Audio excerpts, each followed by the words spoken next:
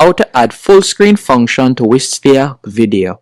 Once on Wistia, you're going to go over to the left hand menu option and you're going to tap on Content Library.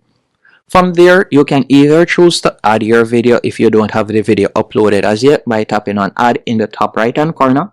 Once you have done that, you're going to select the video.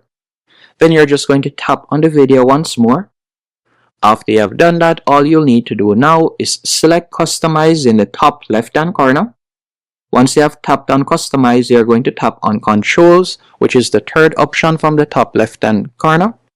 Then you're just going to scroll down and you're going to see the option Full Screen.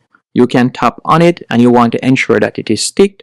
Once it is ticked, you will see the full screen option. For example, if I were to untick it, you can see that it has been removed.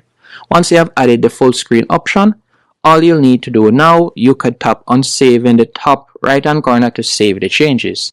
After you have saved the changes, if we were to go back, you can tap on Share in the top right hand corner, and from there you'll be able to share your video. Hope you found this tutorial helpful and informative. If you have any other questions, let me know in the comment section, and thank you for watching.